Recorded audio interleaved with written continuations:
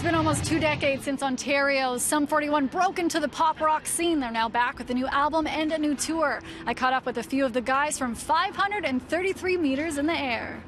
We just sick, we just tired, apathetic, uninspired. We're here at the base of the CN Tower. When is the last time you've been here? We actually signed our deal here. We signed our record contract in the restaurant. Yeah, with Alan Def Jam. Yeah, when we were 19 years old, so that was a long time ago. Just as things were looking up, you said it wasn't good enough, but still we're trying one more time. Which, by the way, we signed that on my mom's birthday.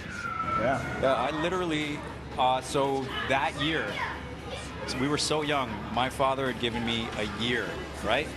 In true, like, Guyanese fashion. He's like, David, you have a year to get signed or do something with music. If you don't, I'm breaking your guitar over my knee and you're going to school. And I was like, all right.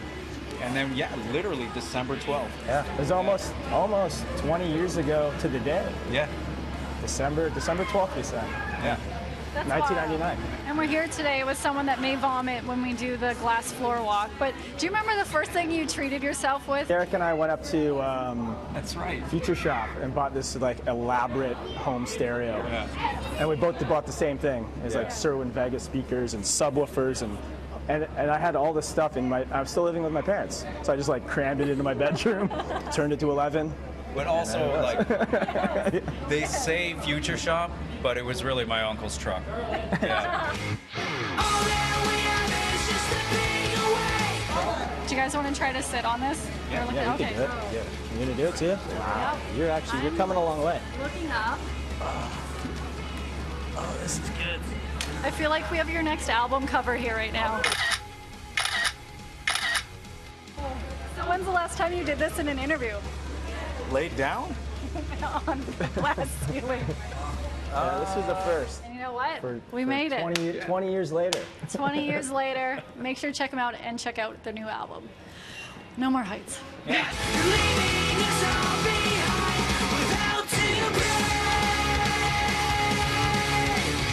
I know your political tones have been in your guys' music, but do you ever have any trepidations releasing kind of politically motivated songs? I think we've been doing it for so long now. Like stuff like even Does It Look Infected that came out in 2002 was, you know, a lot of those songs were about the Bush years.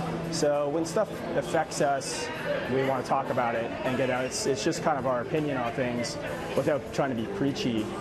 So no, I think 45 is obviously about Trump. Our dislike for Trump, and no, I don't think anything that comes up in our lives we want and it affects us, we want to talk about it. And this is affecting us, even though we're Canadian. It still affects everyone in the world, really. You know, you have somebody in office that's saying that he loves America, trying to make it great again. It's filled with great people, just like a lot of countries all over the world.